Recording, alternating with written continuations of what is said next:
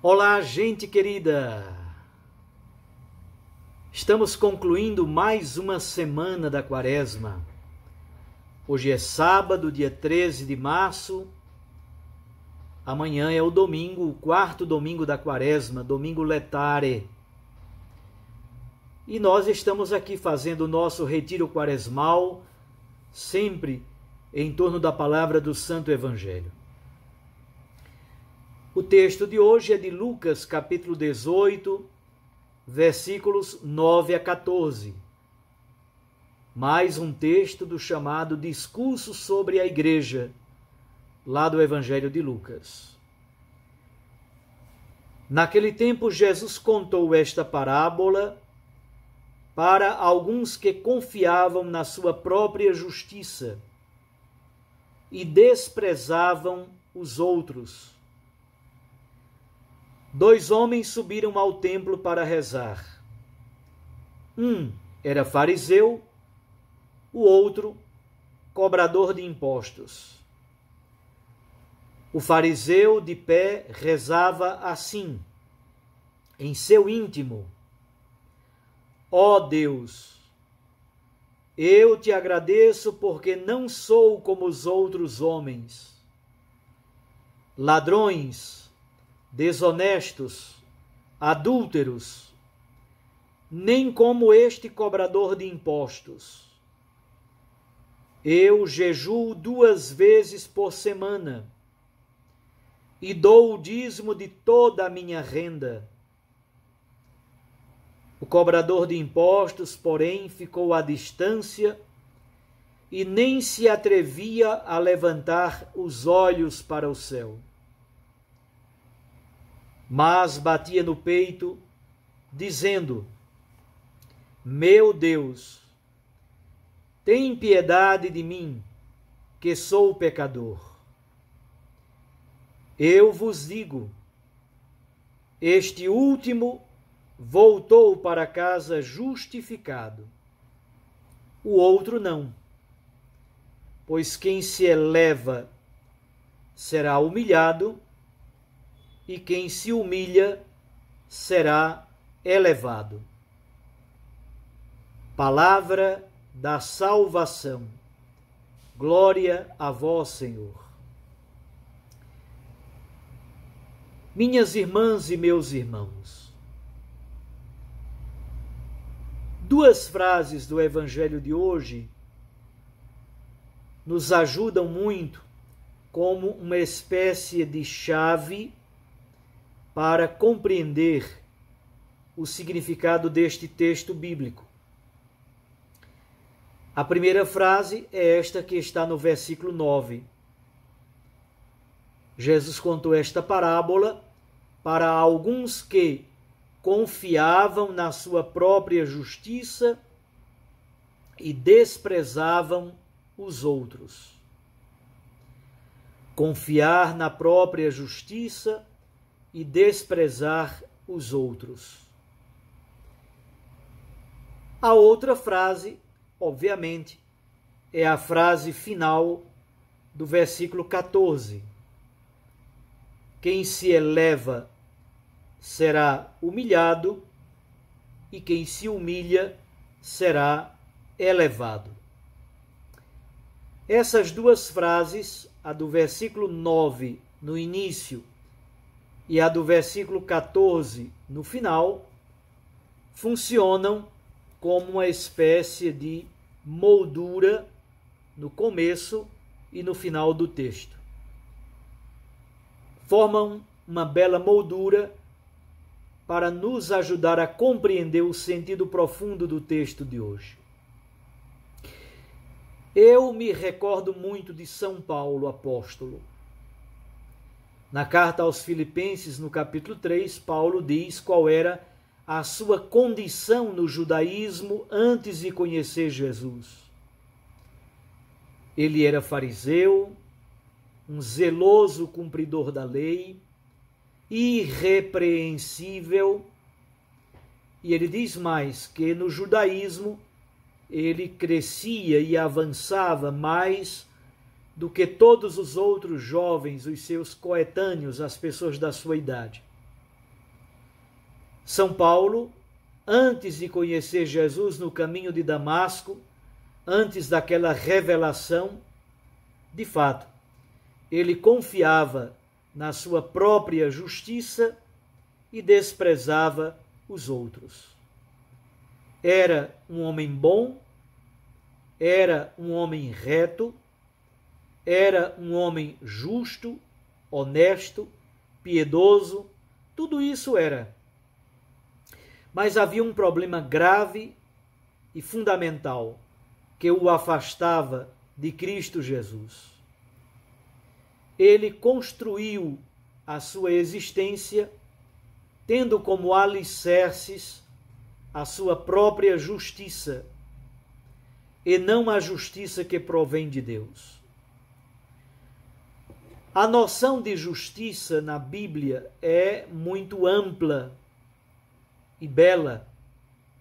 No Evangelho de Mateus, por exemplo, a primeira pessoa que é chamada de justo é São José. José, o justo.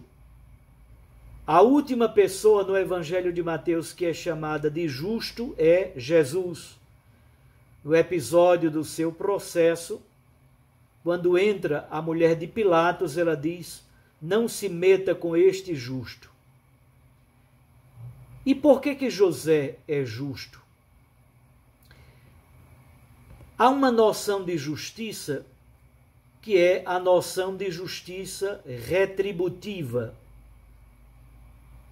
Ser justo, a partir dessa perspectiva, é cumprir as minúcias da lei mosaica e, de fato, alguém que cumpre as minúcias da lei mosaica é justo diante de Deus. É uma lógica de justiça, é uma noção de justiça forense, tribunalícia, a justiça dos tribunais, a justiça da métrica, do cumprimento restrito das minúcias da lei mosaica. Paulo, desse ponto de vista, era justo. Os fariseus são justos. Aqueles que vivem por essa lógica da justiça retributiva são considerados justos. Este fariseu que está de pé orando no íntimo do seu coração no templo, a partir dessa perspectiva, é justo. Mas José é justo porque ele percebeu que aquilo que estava acontecendo na vida de Maria Santíssima era obra de Deus. E quando ele percebe que é a vontade de Deus, ele cede, ele se afasta, ele permite que Deus realize a sua obra. Jesus é o justo por excelência. É por isso que é tão bonito esse encontro no Templo de Jerusalém entre este fariseu e este publicano, este cobrador de impostos. O fariseu reza no seu íntimo, separando-se, distinguindo-se dos outros seres humanos. Aliás, a palavra fariseu significa exatamente isso, separado. Fariseu significa separado, alguém que é piedoso, que cumpre as minúcias da lei mosaica, mas se sente separado dos outros homens porque se sente melhor. Ele acha que os outros são ladrões, desonestos, adúlteros, enquanto ele, que jejua 2 vezes por semana, que paga o dízimo de tudo, ele é justo porque ele cumpre as minúcias da lei mosaica. São Paulo só compreendeu verdadeiramente o que era a justiça de Deus quando teve contato com o mistério da cruz de Cristo. Como diz São Paulo na carta aos Coríntios, capítulo 1, a cruz de Cristo é loucura para os gregos que procuram sabedoria, a sabedoria da filosofia, a sabedoria da retórica, a sabedoria da eloquência humana. A cruz de Cristo é fraqueza, é escândalo para os judeus que procuram portentos, milagres e maravilhas. Para aqueles que creem, a cruz de Cristo é poder de Deus e é sabedoria de Deus. Esta é a loucura da cruz, aí de fato está a fonte de toda justiça. O Evangelho de Lucas, por excelência, a verdadeira justiça de Deus é a misericórdia, é a compaixão, é o perdão redentor de Cristo Jesus que nos alcança. Na carta aos Romanos, São Paulo diz: não há um justo, não há um sequer. Isto é, todos somos pecadores diante de Deus. Nenhum de nós pode se arvorar no direito de dizer: eu sou justo, eu não sou como os outros. Ao contrário, todos fomos marcados pelo pecado, fomos marcados pela desgraça, mas também todos somos alcançados pela misericórdia, pela compaixão, pela bondade de Deus, pela justiça de Deus, que se revela no ato salvífico de Jesus Cristo no alto da cruz. Por isso, todos nós, como aquele publicano, devemos bater no peito e dizer: meu Deus, tende piedade de mim, porque sou pecador. Um abraço a você. Até amanhã, se Deus assim nos permitir. Fique com Deus e com sua Mãe Maria Santíssima. Eu os abençoo em nome do Pai, e do Filho, e do Espírito Santo.